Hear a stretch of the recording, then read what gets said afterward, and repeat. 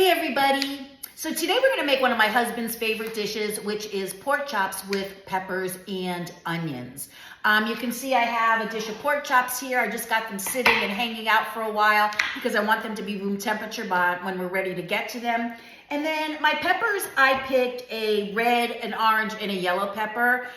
Remember, we like our food to be pretty, easy, pretty, and delicious. And I don't really like green peppers, me personally. I don't like the taste of them. They repeat on me. If you like green peppers, you can absolutely make this recipe with green peppers or a mixture to make it pretty. But I don't really care for green peppers, so we are gonna work on red, yellow, and orange peppers today with our pork chops. All right, so I've chopped up the onion, easy peasy. And now I'm gonna chop up the pepper, and I wanna share some things with you about cutting up the pepper. So first I'm just gonna clean it out. Put everything in my little garbage bowl here. Clean out all the seeds. But I was wondering, and let me know in the comments, when you start cooking, do you kind of like set the mood for yourself in the kitchen? Like, do you have the TV playing? Do you have music playing? Me, I usually have music blasting. I don't play music when I'm recording for you because I want you to be able to hear me. But usually the music's blasting. I am bopping around the kitchen and just having a good old time cooking and dancing and just really having fun doing what I love to do.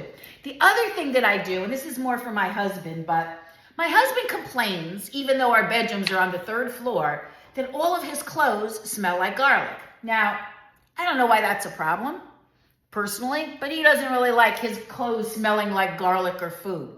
So I always light a candle when I start cooking. My favorite candle maker is Just a Scent.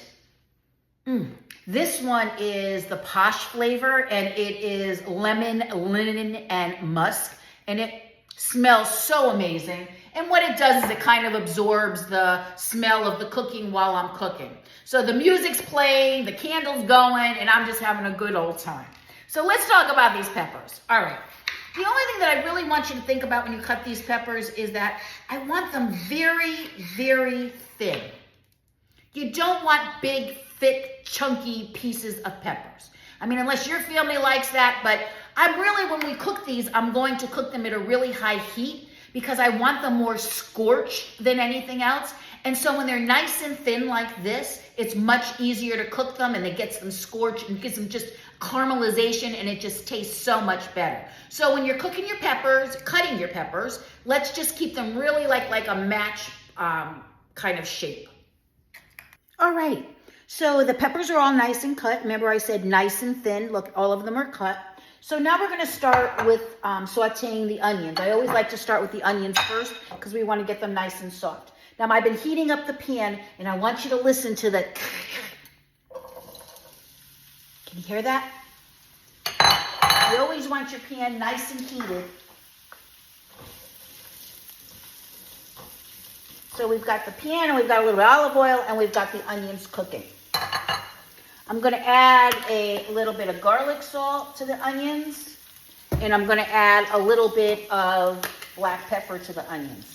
And then if you remember in my other videos, and again, this is something that you can do if you want to. If you don't, knock yourself out, it's okay.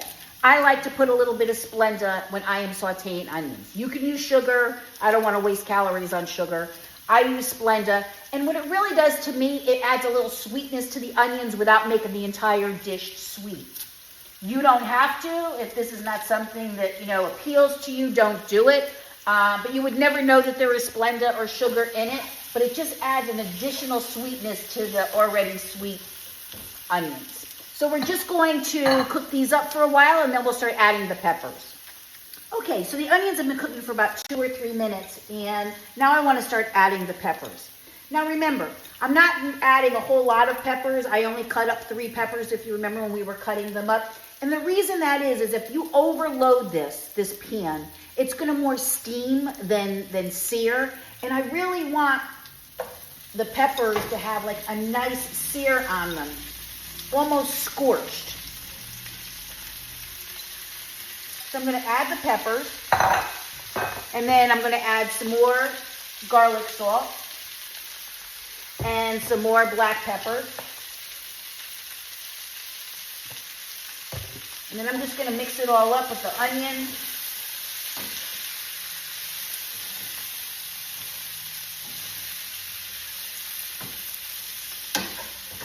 And again, if you can hear that, they're really sizzling because I have the heat up pretty high. So we're gonna let that sit for a minute. I'm not gonna keep stirring it. I'm gonna show you the next time that I stir it, how the peppers are starting to get burnt and scorched, because that's what we're looking for. Okay, so the peppers are cooking and getting nice and seared, and I wanna just show you. Can you see how they're getting burnt and seared, not steamed? To me, there's nothing worse than when you cook vegetables and they get like kind of grayish because they're steaming and not searing. So if you can see this, a lot of the peppers have little black edges and whatnot, and that means it's all absolute goodness. So we're gonna let the peppers cook for like another 1 or 2 minutes, and then I'm gonna show you one other ingredient that I'm gonna add to this, and then we're gonna prep our pork chops. Okay, so our peppers are looking great. They're nice and seared. And remember, it's like this because I have this up on a pretty high heat. Now the last thing I'm gonna add is I'm gonna add some of these pickled peppers to this. This is going to add such a little to your peppers because there's vinegar in these peppers. So there's lots of different pepper salads that you can buy at the grocery store, but some of them don't have in their ingredients vinegar.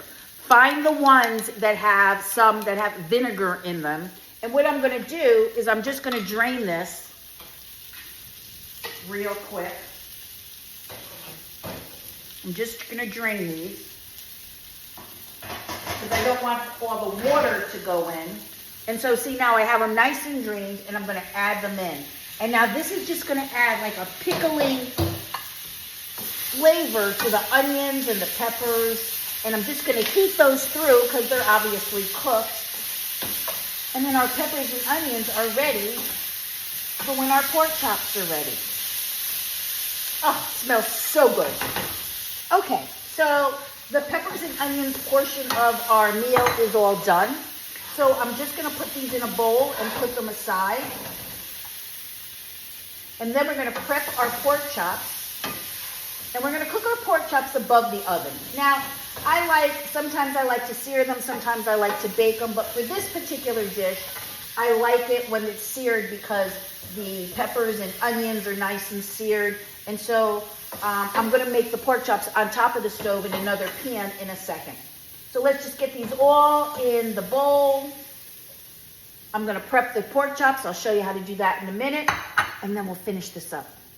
Okay, so let's get our pork chops nice and prepped and finish them off. So I bought really thin pork chops this time. Sometimes I'll buy thick pork chops, sometimes I'll buy thin pork chops. It just depends on how they look. I really didn't love the way the thick ones looked this week in the grocery store, so I bought these thin ones. Now, every time I make pork chops, I season them differently. It just depends on what the mood I'm in. Today, I'm going to just do garlic, salt, pepper, and then I found this really cool spice of brown sugar and bourbon. And that just sounded really good to me because we've got the peppers and onions, we've got that little vinegary peppers in there too. So I'm kind of thinking that the combination of all those flavors is gonna be really kind of nice. But you can put anything on these pork chops. Sometimes I'll do them with Greek spices, sometimes I'll do them with like Italian seasoning. But today I'm gonna keep it pretty simple because we've got so much flavor with those peppers and onions. So I'm gonna put a little bit of garlic salt on each side. Then I'm gonna do the pepper. And and getting back to the subject we were talking about before, like, do you kind of set the mood for yourself when you're cooking? Do you ever just have like a glass of wine while you're cooking, or, a cup of coffee or something? What do you do when you're cooking? Now, I know a lot of times during the week, it's just enough that we're in the kitchen and we're going crazy and we're trying to get food on the table. But when you really have time to cook, like, I don't know, it's the weekend or it's a rainy day and you're like, oh, I'm just really in the mood to be cooking today. How do you set the mood for yourself? Cooking should be fun. It shouldn't be tedious. You should really have some fun with it. So I'm just gonna flip these over and I'm gonna season them the exact same way on the other side. And then we're gonna go back to the frying pan and we're going to cook these really quickly because they're so thin. And then we'll see what we've got. Okay, so I'm just prepping the pan for the pork chops. I have changed pans because I wanted to use my pan that had grooves in them. because I want to get those nice grill marks on the pork chops. So I'm going to heat this up really good. I'm going to let it sit for a second with the olive oil in it. Let the pan get nice and hot, and then we'll start cooking the pork chops. Okay, so our pan is nice and hot now. And so I'm looking for that sizzle. And I'm only going to put in, I think comfortably 3 are going to fit. You never want to crowd a pan with your meat because, again, it will steam instead of sear. Now, I am not going to touch these. Because these are so thin, I'm going to cook them about 2 minutes on the first side. I'm going to flip them and cook them 1 minute on the next. But I am not going to move them because I want them to have those really nice grill marks on the other side. So we're going to let these sit out for 2 minutes, and then we'll come back and see. Okay. So I said I was going to let this sit for about 2 minutes and then flip them, but I think they're a little thicker than I thought that they were, so I actually let them go 3 minutes. And now I'm going to flip them.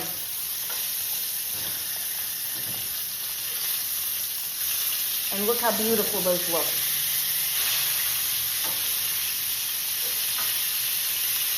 And now I'm probably going to let this go like another minute and a half. Now remember, 2 things about cooking.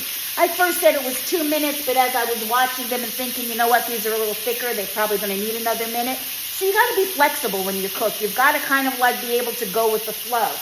The second thing is that you never want to cook when you're cooking pork chops or steak. You never want to cook them the same amount of times on both sides because then you're going to have dried out meat. So if you're going to do it 3 minutes on the first side, I would probably do it like a minute and a half on the second side. If I was making like a really big thick steak and I was going to do like 6 minutes on one side, I would do 4 minutes on the other side. Because remember, when you cook them on the first side for those 3 or 4 or 5 minutes, it's cooking almost halfway through.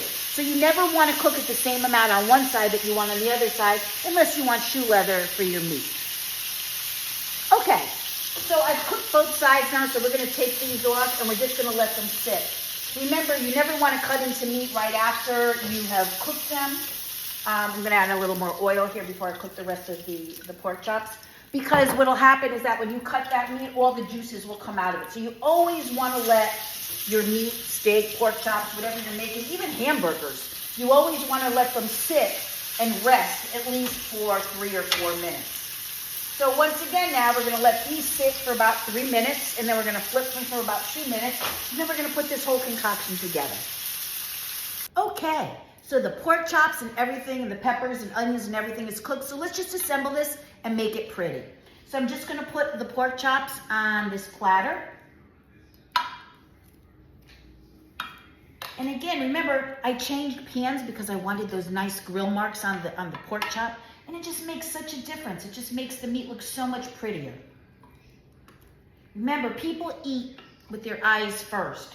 So if your food tastes delicious but looks like a hot mess, chances are people are going to think it tastes less good than it does.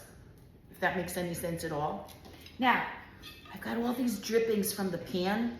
I'm actually going to, from the pork chops after they're cooked, I'm actually just going to drizzle it all over the pork chops because that's where all the flavor is. And now I'm just going to top each pork chop with a little bit of the peppers and onions. And remember, we also put the pickled peppers in here as well to give that little vinegary taste. You know, a nice side dish sometimes when I'm trying not to be carb conscious, I'll also make potatoes with this as well. But today we're just going to do the pork chops, the peppers, and the potatoes. Now look at that. We made that in such a short period of time. Remember, cooking should be easy, pretty, and delicious. You're going to have to attest to the fact, or I'm going to have to attest to the fact that this is delicious. But it was easy because you were with me all through it, and it definitely looks pretty. So enjoy. I'm Edie, and you are Cooking with Guys Girl.